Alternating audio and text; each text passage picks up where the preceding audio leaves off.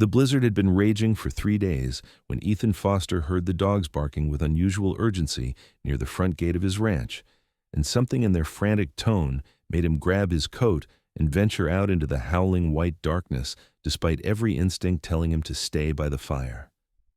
The snow came down in sheets so thick he could barely see his own hands as he trudged through drifts that reached his knees, following the sound of the dogs until he nearly stumbled over what looked like a snow-covered bundle at the base of his wooden gate.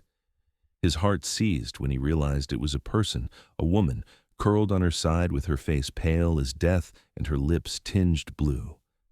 Ice crystals clung to her dark hair, and her threadbare coat offered almost no protection against the brutal Colorado winter of 1884. Ethan dropped to his knees beside her, his rough rancher's hands surprisingly gentle as he checked for a pulse. It fluttered weakly beneath his fingers, and relief flooded through him even as alarm bells rang in his mind. He scooped her up with ease, shocked by how light she felt, nothing but skin and bones beneath the ragged layers of clothing. The dogs followed as he carried her back toward the main house, his long strides eating up the distance while the wind tried to knock him sideways. Inside the warmth of his home, Ethan laid her carefully on the sofa near the crackling fireplace. He peeled away the frozen outer layers of her clothing with practiced efficiency, having doctored enough injured animals in ranch hands to know hypothermia when he saw it. Her dress beneath the coat was worn thin with patches, the kind of garment that spoke of months or maybe years of hard times. Her face, now that he could see it properly in the firelight, was striking despite the gauntness that hollowed her cheeks. She looked young, maybe 23 or 24, with dark lashes that lay against pale skin and lips that would probably be full and pink when they were not blue from cold. He wrapped her in every blanket he owned, then set about building up the fire until the room glowed with heat. His mind raced through everything he knew about treating exposure. Warm her slowly, do not shock the system, get liquid into her when she woke, if she woke. That thought made his jaw clench as he knelt beside her again, chafing her icy hands between his own calloused palms. "Come on," he murmured. "Do not quit on me now. You fought your way here. You can fight your way back." The minutes stretched into an hour, then 2. Ethan refused to leave her side except to heat water and prepare broth from the beef bones he had been saving for stew. The rich smell filled the cabin as it simmered, and he found himself talking to her unconscious form, a steady stream of words to fill the silence. "Name is Ethan Foster. This is my ranch, the Double F, about 5 miles outside Bonanza. Been here 6 years, built most of it myself after I mustered out of the cavalry. It is not much, but it is mine." He paused, studying her face. "You're going to be fine. I have seen men come back from worse than this, though I will admit you gave me a hell of a scare when I found you." As if responding to his voice, she stirred slightly. Her eyelids fluttered, and a small sound escaped her throat. Ethan leaned closer, his heart suddenly pounding harder than it had any right to. "That is it. Come back. You're safe now, I promise." Her eyes opened slowly, revealing irises the color of amber. They were unfocused at first, clouded with confusion and pain, but they gradually sharpened as they found his face. He watched awareness creep in, followed quickly by fear. She tried to pull away, to sit up, but her body would not cooperate. "Easy," Ethan said, keeping his voice low and steady. "You're all right. I found you collapsed outside my gate. You've been unconscious for a couple hours." She stared at him, her breathing quick and shallow, and he could see her trying to assess whether he was a threat. He stayed very still, letting her look her fill, hoping she would see that he meant no harm. "Water?" she finally whispered, her voice rough as sandpaper. "I've got something better." Ethan rose and returned with a cup of warm broth. He helped her sit up just enough to sip it, supporting her shoulders with one arm while holding the cup steady with his other hand. "Drink this slowly. Your stomach needs to remember what food is." She took a small sip, then another, her eyes closing as if the simple act of drinking required all her concentration. Ethan found himself noticing details he had no business noticing, the elegant line of her throat as she swallowed, the way her dark hair fell in waves over her shoulders, the delicate bone structure that even starvation could not entirely obscure. "What is your name?" he asked when she had finished half the cup. She hesitated, and he saw the walls go up behind her eyes. Rose Keller." "Well, Miss Keller, You are lucky to be alive. Another hour in that storm and I would have been digging a grave come spring instead of serving you soup." Her eyes filled with tears that she blinked back quickly. "I'm sorry for the trouble. I will leave as soon as I can walk." "You will do no such thing." The firmness in his tone surprised even him. "That blizzard is not letting up anytime soon, and you are in no condition to go anywhere. You will stay here until you are well enough to travel, and that is the end of it." "I have no money to pay you." "Did I ask for money?" Ethan stood and moved back to the stove, uncomfortable with the intensity of her gaze. "You need help, and I have got a spare room and plenty of food. Out here, that is just what neighbors do." "We are not neighbors. I'm a stranger who collapsed at your gate." He turned to look at her, really look at her, and saw pride warring with desperation in her expression. It was a look he recognized from his own mirror in the years after the war when he had been scrabbling to build something from nothing. "Then consider this me being a decent human being. I do not make a habit of turning away folks in need, especially not when they are half frozen and starving." He ladled more broth into a bowl and brought it to her. "Now eat. We can argue about the rest later." Rose took the bowl with trembling hands. "Thank you," she said quietly. "You saved my life." "Just returning the favor to the universe," Ethan said, settling into the chair across from her. "Someone helped me once when I needed it. Figured it was time to pass that along." They sat in silence while she ate, the crackling of the fire and the howl of wind outside the only sounds. Ethan found himself curious about her story, about what had brought her to his gate in the middle of a blizzard with nothing but the clothes on her back, but he knew better than to push. She would tell him in her own time, or she would not tell him at all. When she had eaten as much as she could manage, her eyes began to droop with exhaustion. Ethan took the bowl and helped her lie back down, tucking the blankets around her with unexpected gentleness. "Sleep," he said. "You are safe here." She was asleep before he finished speaking, her breathing evening out into the deep rhythm of true rest. Ethan stood watching her for a long moment, wondering what twist of fate had brought Rose Keller to his ranch on this particular night. Then he shook his head at his own foolishness, banked the fire, and settled into his chair to keep watch through the night. The storm continued its assault on the world outside, but inside the cabin, warmth and safety held the darkness at bay. When Rose woke again, pale winter sunlight was filtering through the windows, and the smell of bacon frying made her stomach clench with hunger. She sat up carefully, relieved to find that her body was responding better than before. Her limbs still felt weak and shaky, but the bone-deep cold had retreated, replaced by the pleasant warmth radiating from the fireplace. The cowboy, Ethan Foster, stood at the stove with his back to her. He had removed his heavy coat, and she could see the broad line of his shoulders beneath a worn flannel shirt, the easy competence in the way he moved as he tended the food. His hair was dark brown, slightly too long and curling at the collar, and when he turned to flip something in the pan, she caught a glimpse of a strong profile and the shadow of stubble along his jaw. He must have sensed her watching because he glanced over his shoulder, and his face broke into a smile that transformed his rather stern features into something warm and approachable. "Good morning. How are you feeling?" "Better." Rose pushed the blankets aside and tried to stand, but her legs threatened to buckle. Ethan was there in an instant, his hand steady on her elbow. "Whoa, take it easy. Your body has been through hell. Give it time to recover." He guided her to the table and pulled out a chair. "Sit. Breakfast will be ready in a minute." Rose sank into the chair, embarrassed by her weakness. "I'm not usually so useless." "You are not useless. You are recovering from exposure and starvation." He set a plate in front of her laden with bacon, eggs, and thick slices of bread. "Eat as much as you can manage, but do not overdo it. Your stomach needs to ease back into regular food." The smell alone made her dizzy with hunger, but she forced herself to eat slowly, savoring each bite.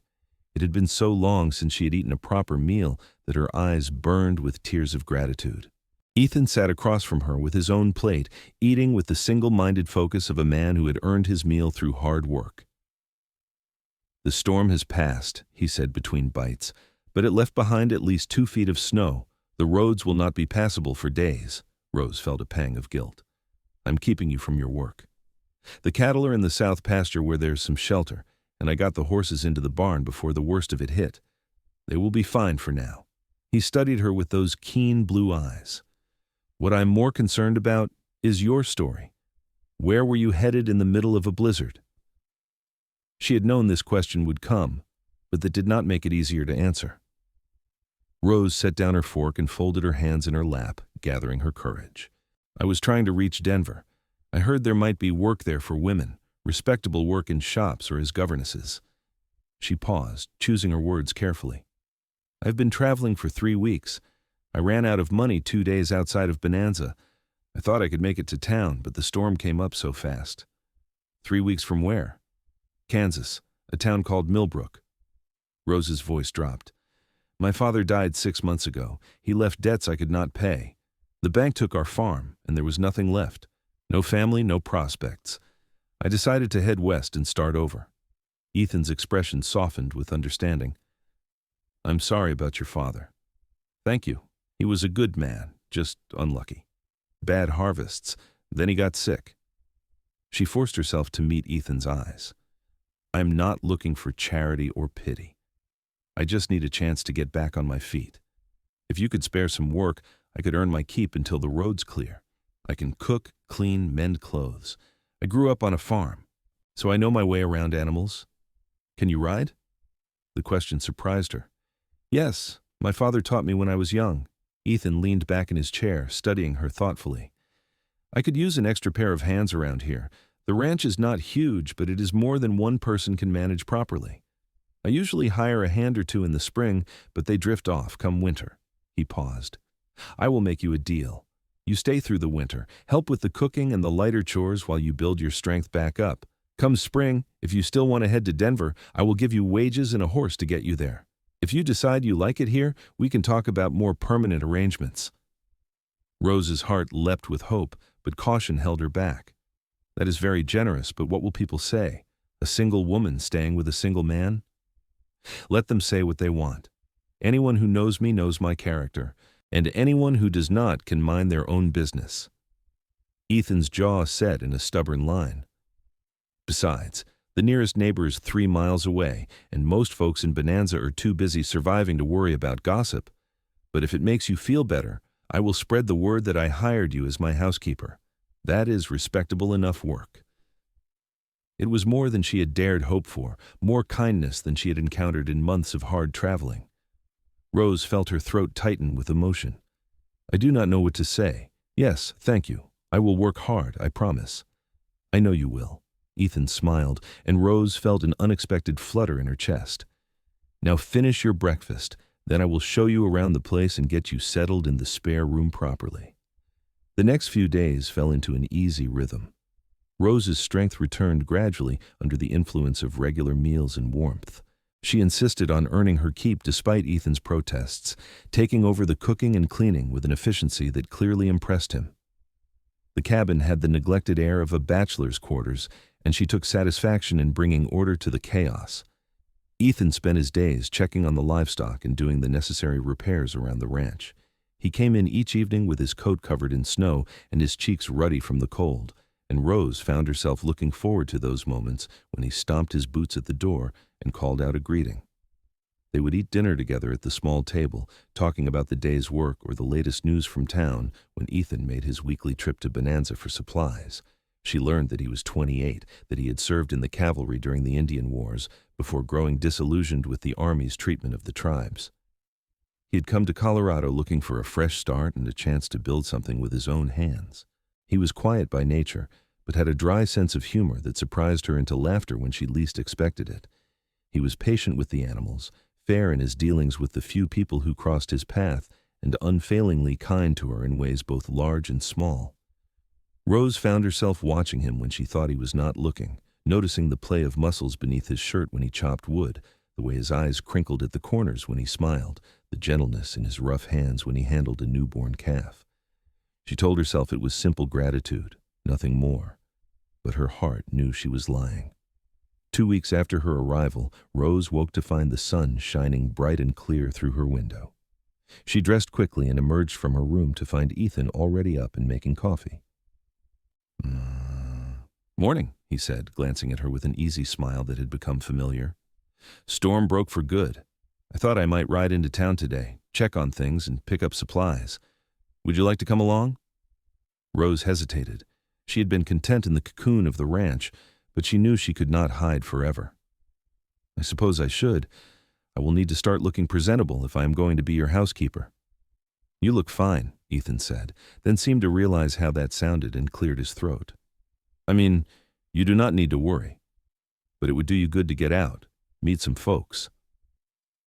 They rode into Bonanza side by side, Rose on a gentle mare named Daisy and Ethan on his rangy buckskin gelding. The town was small, just a main street with a general store, a saloon, a church, a schoolhouse, and a scattering of other businesses.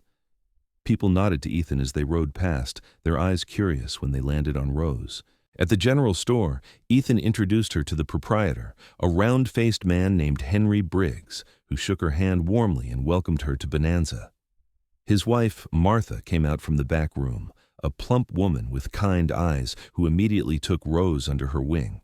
"You poor dear," Martha clucked.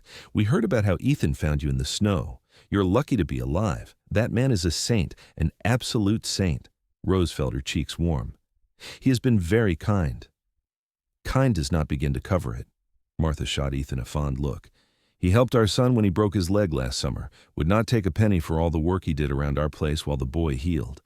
There's not a better man in this whole county." Ethan looked distinctly uncomfortable with the praise. "Is there any mail for me, Henry?" While Ethan dealt with business, Martha pulled Rose aside and lowered her voice conspiratorially. "You know, there are plenty of single women in this town who have tried to catch that man's eye. He is polite to everyone, but never showed interest in anyone. Until now." She winked. "I saw the way he looked at you." "We are just employer and employee," Rose protested weakly. "If you say so, dear." Martha patted her hand.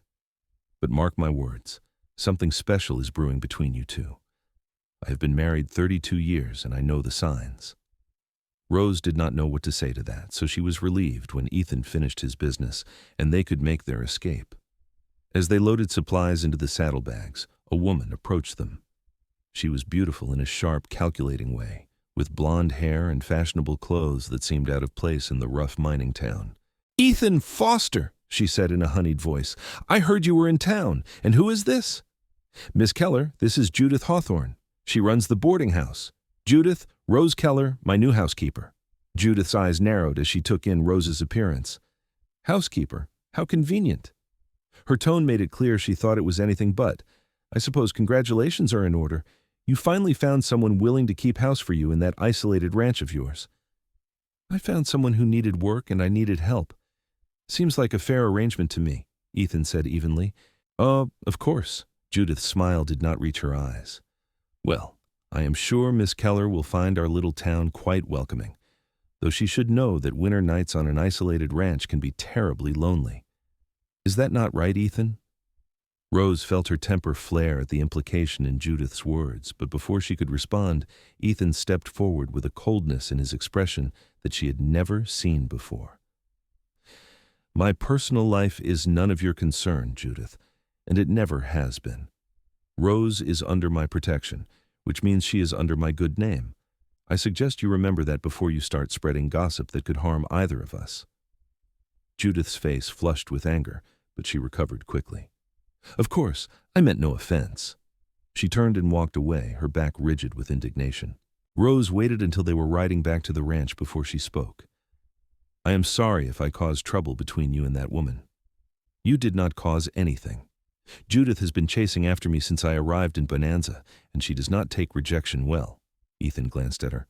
"Do not pay her any mind. She's all bark and no bite." "Martha Briggs said you turned down a lot of women." "Did she now?" Ethan's mouth quirked. "Martha means well, but she's a terrible gossip."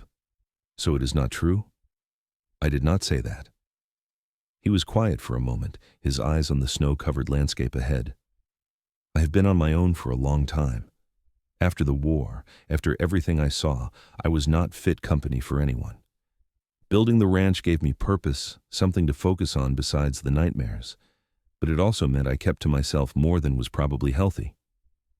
Rose understood more than he might have guessed. "The war changed a lot of men." "It did." Ethan's voice was rough. "I saw things, did things that I am not proud of. Orders I should have questioned, battles that should never have been fought. When I mustered out, I swore I would never take another life unless it was to protect something I loved."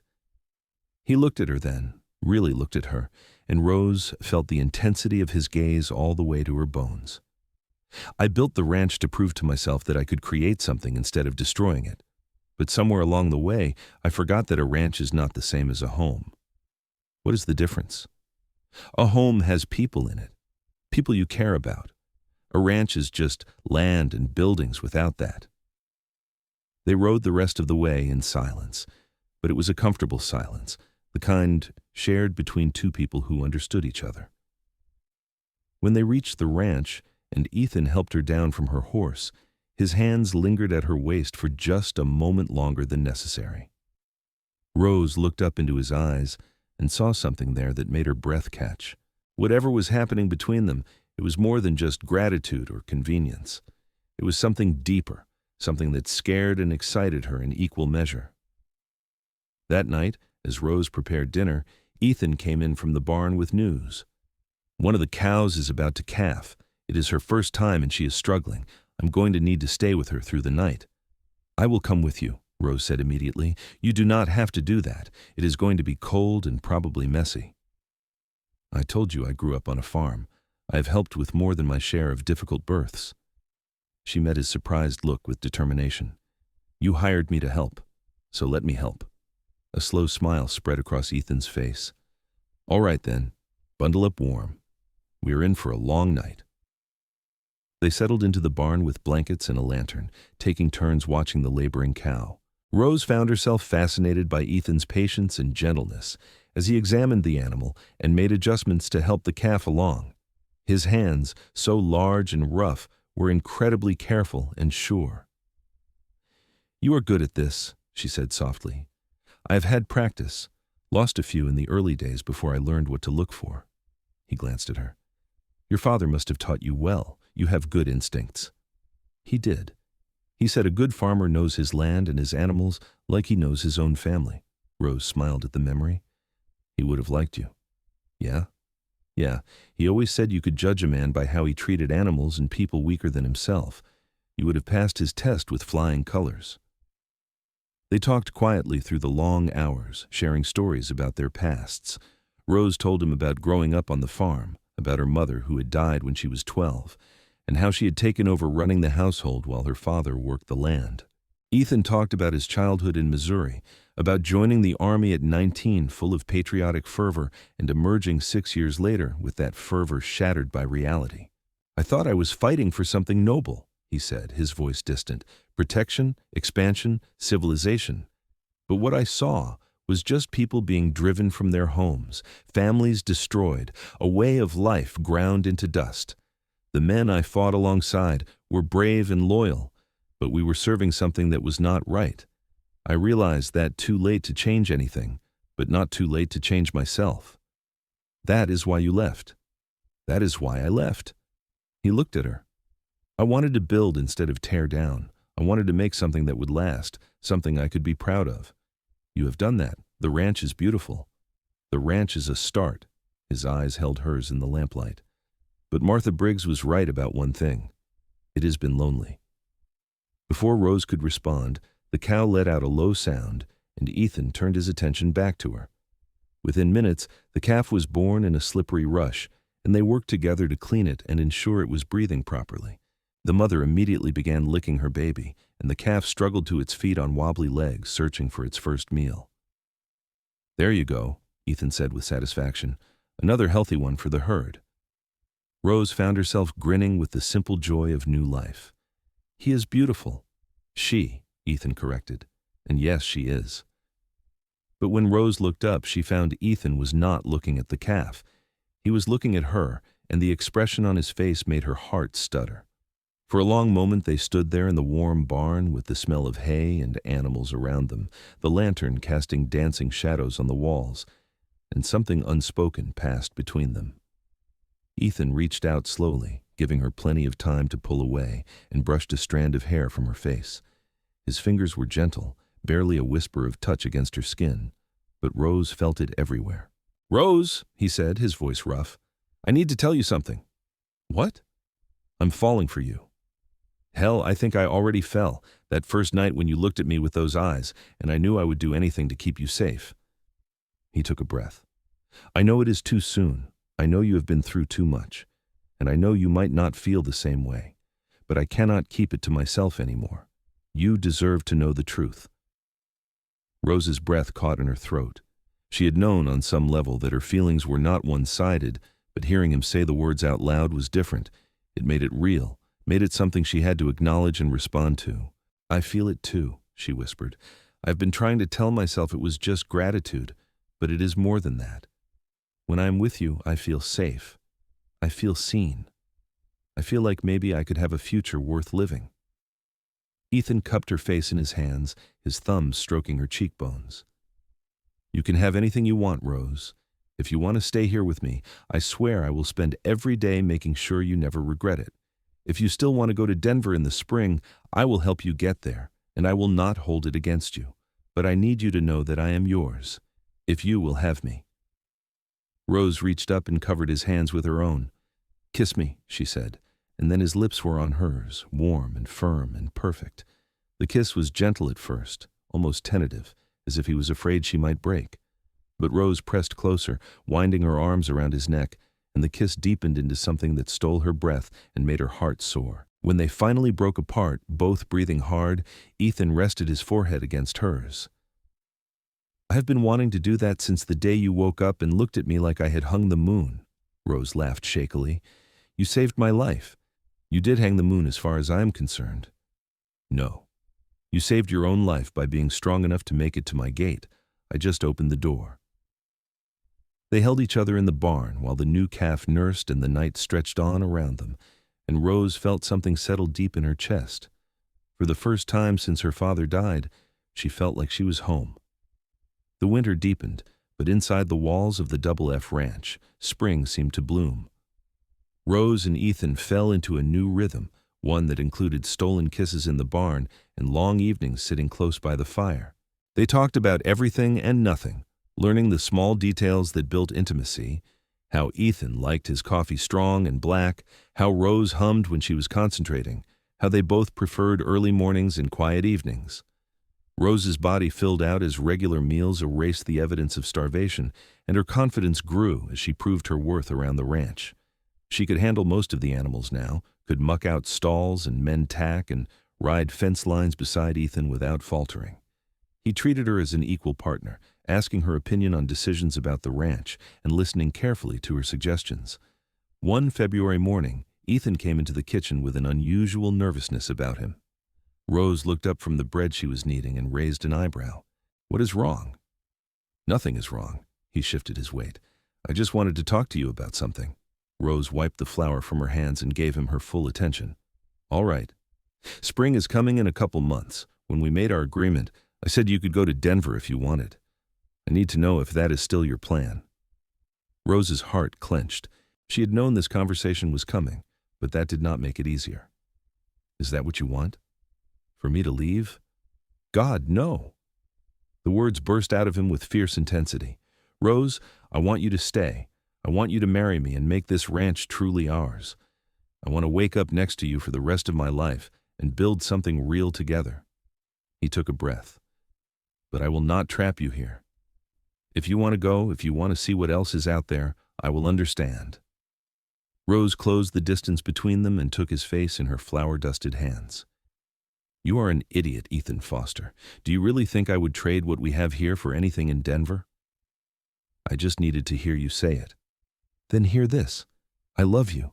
I love this ranch, this life, this future we are building. I do not want Denver. I want you forever, if you will have me. The relief on his face was almost comical. If I will have you. Rose, I have been carrying my grandmother's ring in my pocket for 2 weeks trying to figure out the right time to ask you properly. There is a ring. He pulled a small velvet pouch from his vest and shook a delicate gold band into his palm. The ring was simple but beautiful, with a small diamond that caught the light. It was my grandmother's. My mother gave it to me before she passed, told me to save it for the woman I could not live without. He took Rose's left hand. Rose Keller, will you marry me? Yes, she breathed. Yes, Absolutely yes. He slipped the ring onto her finger, and it fit perfectly, as if it had been waiting for her all along. Then he pulled her into his arms and kissed her thoroughly, and Rose felt happiness bubble up inside her like champagne. They were married 3 weeks later in the small church in Bonanza, with Martha and Henry Briggs as witnesses. Rose wore a simple blue dress that Martha had helped her make, and Ethan wore his best suit with a string tie that he kept fidgeting with until Rose reached up and straightened it for him. The ceremony was short and sweet, and when the minister pronounced them husband and wife, Ethan kissed her with such tenderness that Rose felt tears slip down her cheeks. The small congregation clapped and cheered, and Martha dabbed at her eyes with a handkerchief, while Henry grinned like a proud father. The celebration afterward at the general store was modest, but heartfelt. The people of Bonanza had embraced Rose as one of their own, and they showered the newlyweds with gifts and good wishes. Even Judith Hawthorne managed a stiff smile and a grudging congratulations, though she left early. When Ethan and Rose finally made it back to the ranch, the sun was setting and painting the snow-covered landscape in shades of pink and gold. Ethan lifted Rose over the threshold with ease, making her laugh, and carried her through the house to the bedroom. "Welcome home, Mrs. Foster," he murmured against her lips. "I've been home since the day you found me," Rose replied. "I just did not know it yet."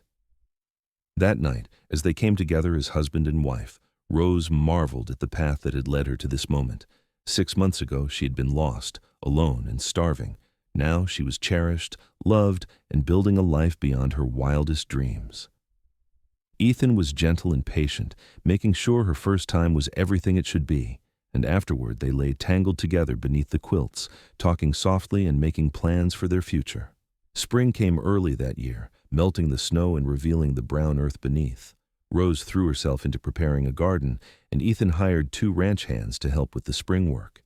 The ranch thrived under their combined efforts, the herd growing and the land responding to careful management. Rose discovered she had a gift for raising chickens, and soon had a thriving flock that provided eggs for themselves and to sell in town. She also started helping Martha at the general store 1 day a week, enjoying the social interaction and the chance to build friendships with the other women in Bonanza. Life was not without its challenges. There was a week in May when one of the ranch hands got drunk and started a fight, forcing Ethan to fire him. A mountain lion killed 2 calves in June before Ethan managed to track it and drive it away from the ranch. In July, Rose fell from her horse while checking fence lines and sprained her ankle badly enough that she was laid up for 2 weeks, chafing at her inactivity. But through it all, their love deepened and matured. They learned how to fight fair and make up thoroughly. They learned each other's moods and needs, when to push and when to give space. They built traditions, Sunday dinners, evening walks, lazy Saturday mornings in bed. They talked about children, about expanding the ranch, about growing old together. In October, Rose realized she had missed her monthly courses. She waited another month to be sure, then told Ethan over dinner on a crisp autumn evening. "I am pregnant," she said simply, watching his face. Ethan's fork clattered to his plate. "You're sure?" "As sure as I can be without seeing a doctor. I have all the signs my mother described when she was carrying my little brother who died at birth." Ethan was around the table in an instant, pulling her to her feet and into his arms. "A baby. We are going to have a baby." "Are you happy?" Rose asked, suddenly nervous. "Happy? Rose, I am terrified and thrilled and so full of love I think I might burst." He pulled back to look at her, his eyes shining. "You are going to be a mother. I am going to be a father. We are going to be a family." Rose let out a shaky laugh. "I am terrified, too. What if I cannot do this? What if something goes wrong? Then we will face it together, just like we face everything else." Ethan cupped her face. "You are the strongest person I know, Rose. You survived things that would have broken most people. You can do this, and I will be right beside you every step of the way." The pregnancy was not easy. Rose was sick for the first 4 months, barely able to keep anything down. Ethan fussed over her constantly, bringing her weak tea and dry toast, rubbing her back when the nausea was particularly bad, holding her hair when she had to vomit. He took over most of the household chores without complaint, insisting that her only job was to grow their baby and stay healthy. As her belly swelled, Rose found herself torn between wonder and worry. She desperately wanted this child, but the memory of her mother's difficult pregnancies and her brother's death haunted her. Ethan seemed to sense her fear and did everything he could to ease it, talking to their unborn baby every night and making elaborate plans for their future. "If it is a boy, I will teach him to ride and rope and be a good man," he said one evening, his hands spread across her belly. "If it is a girl, I will teach her all those things too, plus how to shoot straight and take care of herself." "What if I do not survive the birth?" Rose asked quietly, voicing her deepest fear. Ethan's hand stilled. "Do not talk like that." "I have to. My mother nearly died having me, and she did die having my brother. These things happen, Ethan." He shifted so he could look into her eyes. "Listen to me. You are going to survive. You are strong and healthy, and Martha has already promised to be here for the birth. She has helped with half the babies born in Bonanza, and she has never lost a mother. You are going to be fine, and so is our baby." Rose wanted to believe him, but the fear lingered like a shadow over her happiness. As the due date approached, Ethan brought Martha out to the ranch to stay, refusing to take any chances. The older woman moved into the spare room and took charge with the efficiency of long practice. The labor started on a May morning when the wildflowers were blooming across the pastures. Rose's water broke while she was feeding the chickens, and the first contractions followed shortly after. Ethan went white with worry, but Martha shooed him out of the room and got Rose settled in bed. "You are going to be just fine, dear," Martha said briskly. "First babies take their time, so settle in for a long day." It was a long day. The contractions came in waves, building in intensity until Rose thought she might break from the pain. Between contractions, Martha kept her hydrated and encouraged her, while Ethan paced outside the door like a caged animal. Every time Rose cried out, he would barge in to check on her, only to be firmly escorted out again by Martha. As night fell and the pain reached its crescendo, Rose began to panic. It hurt too much, was taking too long, something must be wrong. But Martha remained calm and confident, coaching her through each push, telling her she was doing beautifully. "One more big push, Rose. Your baby is almost here. One more." Rose bore down with everything she had, and suddenly the pressure released and she heard the most beautiful sound in the world, her baby's first cry. Tears streamed down her face as Martha laid a squirming, red-faced infant on her chest. "It is a boy," Martha announced, "a perfect, healthy boy." Ethan burst through the door, his face wild with worry. "Rose, are you all right?" "I'm fine. We are both fine." Rose looked down at their son, overwhelmed with love and relief. "Come meet your son." Ethan approached slowly, almost reverently, and when he got his first good look at the baby, his eyes filled with tears. "He is perfect. You are perfect," he kissed Rose's forehead. "Thank you. Thank you for this gift." They named him William, after Ethan's father, but they called him Will from the start. He was a good baby, healthy and strong, lunged, with dark hair like his mother and his father's blue eyes. Ethan was a devoted father, walking the floor with Will when he cried at night, changing diapers without complaint, and spending hours just staring at his son with wonder. Rose recovered well from the birth, and by the time Will was 2 months old, she was back to most of her normal activities.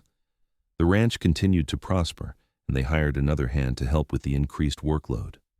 Life settled into a new rhythm, one that included interrupted sleep and baby laughter, and a depth of happiness Rose had never imagined possible.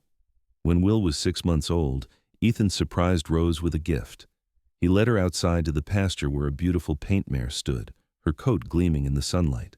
"She is yours," Ethan said. "I bought her from a rancher down in Pueblo.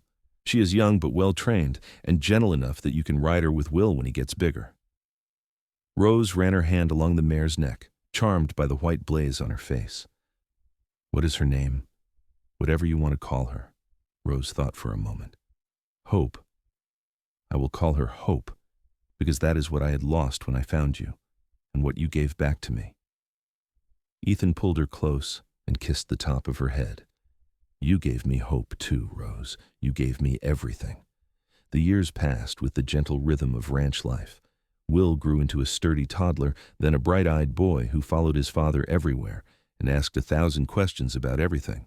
When Will was 3, Rose gave birth to a daughter they named Emma, with her mother's amber eyes and her father's dark hair. 2 years after Emma came another son, James, who was quieter than his siblings but just as loved. The ranch expanded as Ethan bought adjoining land from a neighbor who decided to move back east. They built a larger house with room for their growing family, though they kept the original cabin as a guest house. Rose's garden became legendary in Bonanza, and she started selling preserves and vegetables at the general store. Ethan earned a reputation as one of the best horsemen in the county, and people came from miles around to buy horses he had trained. There were hard times, too. A drought in the summer of 1890 that tested their water resources and forced them to sell part of the herd. Emma's bout with scarlet fever that had them praying through the night until the fever broke. The death of Martha Briggs, who had become like a mother to Rose, leaving a hole in their lives that took time to heal. Ethan's recurring nightmares from his war years, which sometimes woke him in a cold sweat and required Rose's gentle presence to soothe. But through everything, their love remained constant. They still stole kisses in the barn, still took evening walks when the children were in bed, still found ways to make each other laugh.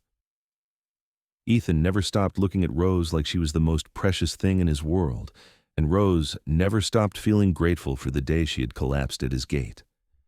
On their 10th wedding anniversary, Ethan surprised Rose with a trip to Denver.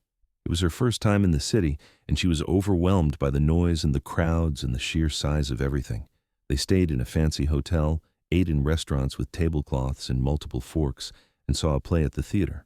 "What do you think?" Ethan asked as they walked through the crowded streets. "Is it everything you thought it would be?" Rose watched the bustle around them, the fashionably dressed women and businessmen hurrying past, and felt nothing but a longing for home. "It is interesting to visit, but I would not want to live here. Too many people, not enough sky."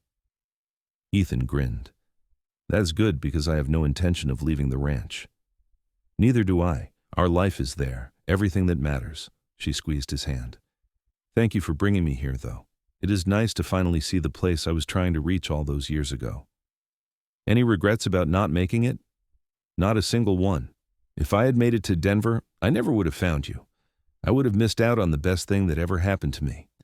They stood on the busy street corner, surrounded by strangers rushing about their business, and kissed like newlyweds. When they broke apart, both were smiling. "Both. Let us go home," Rose said. "I miss the children and the ranch and our life." "Sounds perfect to me." By the time Will was 15, he was already as tall as his father and showing the same gift with horses. Emma was 12 and had her mother's way with growing things, spending hours in the garden and the greenhouse they had built for her. James was 10 and quiet, more interested in books and numbers than ranch work, and Ethan and Rose encouraged his interests, saving money to send him to school when he was old enough. Rose stood at the kitchen window one autumn evening, watching her family. Ethan was in the corral with Will, working with a young horse. Emma was picking the last of the garden vegetables before the first frost. James sat on the porch with a book, his face screwed up in concentration. Inside the house, dinner simmered on the stove, and fresh bread cooled on the counter. She thought back to that desperate woman who had collapsed in the snow 18 years ago, certain she was going to die. She had been so lost then, with no family and no future, just trying to survive one more day. If someone had told her then what her life would become, she never would have believed it. Strong arms wrapped around her waist from behind, and she leaned back into Ethan's familiar embrace. "Penny for your thoughts," he murmured. "I was just thinking about how lucky I am, how lucky we are." "Luck had nothing to do with it. You fought for this life, Rose. You survived when most people would have given up. Everything we have you helped build. We built it together." "Yes, we did." He turned her in his arms so he could see her face. "Have I told you today that I love you?" "Only 3 times, which means you are falling behind." Ethan laughed, the sound rich and warm. "Then let me make up for it. I love you, Rose Foster. I love your strength and your kindness and the way you hum when you are happy. I love watching you with our children and seeing them grow into good people because of your influence. I love the life we have built and the fact that I get to wake up next to you every morning." Rose felt tears prick her eyes, but they were happy tears. "I love you too. I love that you saw me at my worst and chose to help me anyway. I love that you are a good man, a good father, a good husband." I love that you kept your promise and gave me a home worth staying for." They kissed there in the kitchen with the smells of dinner around them and their family outside, and Rose felt the same flutter in her chest that she had felt that first night when Ethan had said he was falling for her. Some things never changed, and this love was one of them. The years continued to pass, marked by the seasons and the rhythms of ranch life. Will married a sweet girl from Bonanza named Sarah and took over more of the ranch responsibilities, building his own house on the property with Ethan's help. Emma surprised everyone by becoming a teacher at the Bonanza school, her gift with children as strong as her gift with plants. James went to college in Boulder to study engineering, writing long letters home about his classes in city life. Ethan and Rose grew older together, their hair turning silver and their bodies bearing the marks of hard work and full lives. But their love never dimmed. If anything, it deepened with time, tempered by shared joys and weathered sorrows into something unbreakable. On a spring morning when they had been married 43 years, Rose woke to find Ethan already up and standing at the window. She joined him, slipping her hand into his, and looked out at the land they had built together. "What are you thinking about?" she asked. "That night I found you in the snow.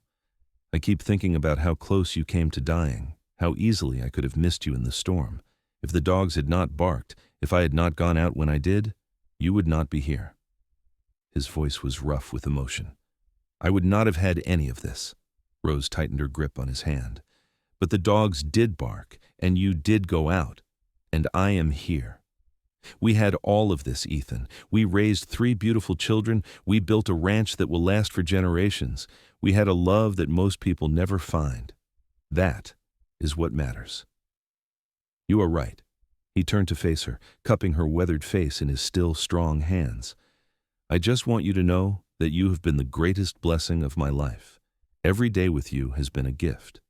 Even the hard days, especially the hard days because we faced them together." He kissed her softly. "I love you, Rose. Until my last breath, I will love you. And I love you until my last breath and beyond." They stood together, watching the sun rise over the ranch, over the land they had worked and loved and fought for. The Double F had grown from a bachelor's rough homestead into a thriving operation that would support their children and grandchildren. Will and Sarah had given them 4 grandchildren so far, with another on the way. Emma visited every week with her husband, a carpenter from Denver.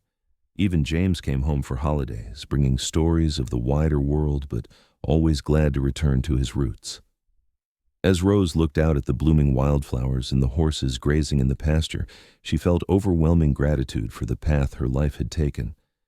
She had started out trying to reach Denver, trying to find work as a shop girl or governess, trying to simply survive. Instead, she had found something infinitely better.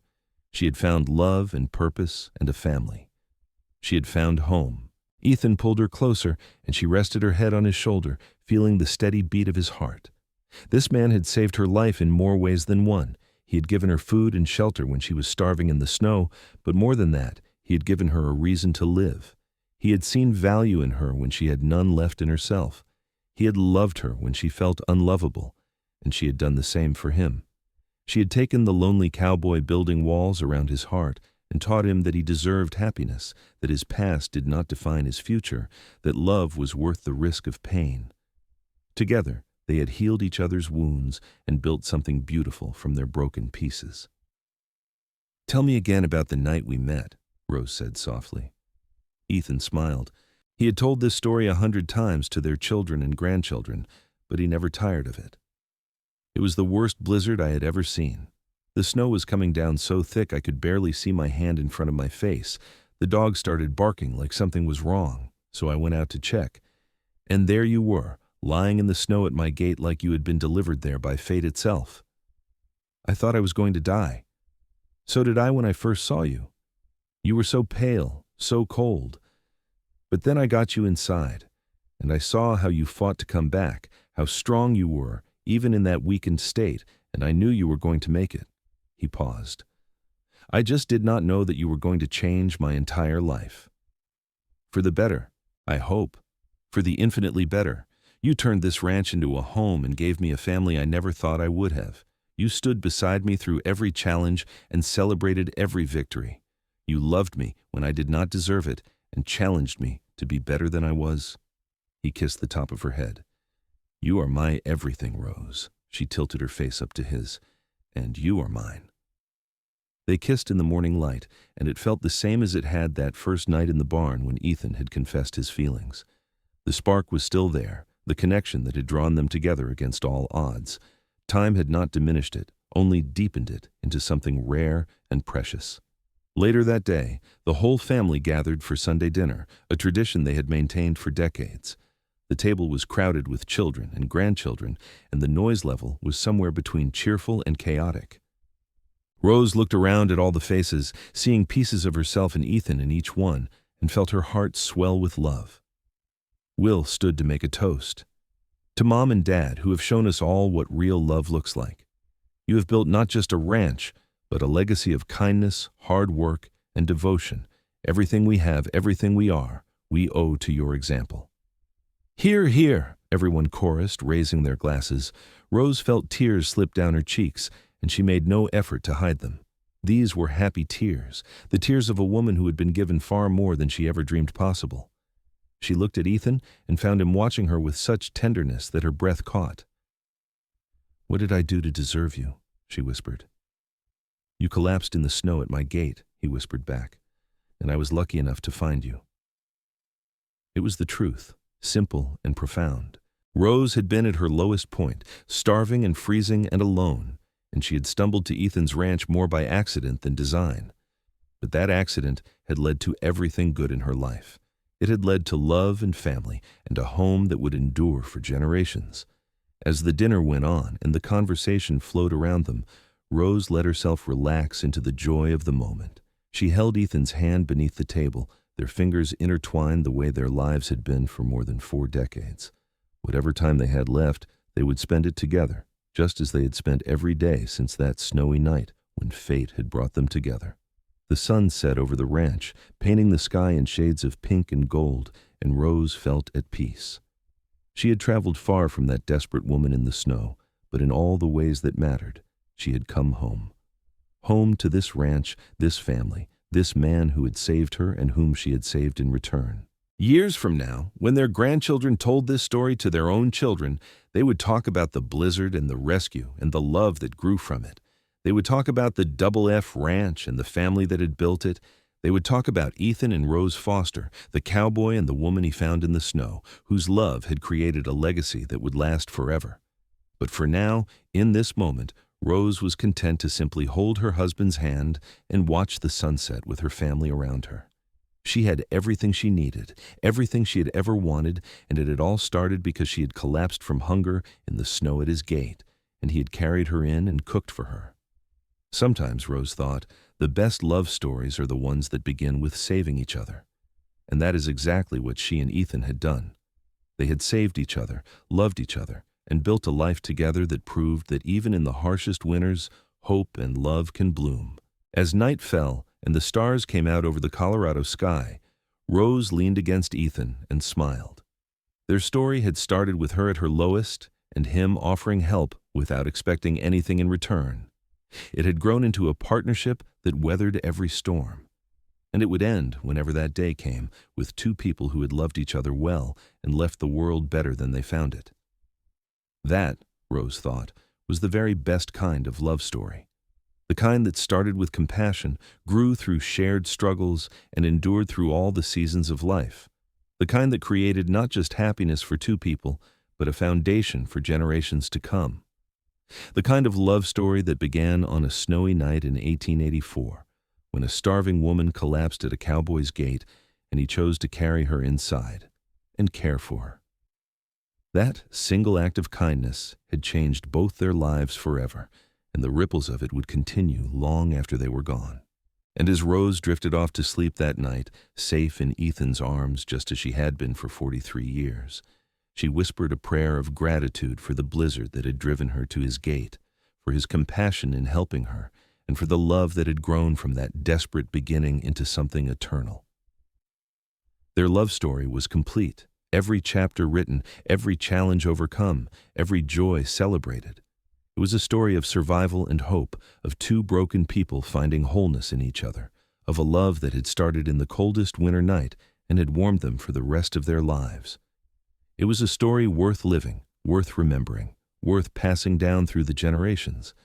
And most of all, it was a story with a happy ending, because Rose and Ethan Foster had found in each other exactly what they needed: a partner, a love, a home, and a future built on the foundation of that first act of kindness on a snowy night long ago.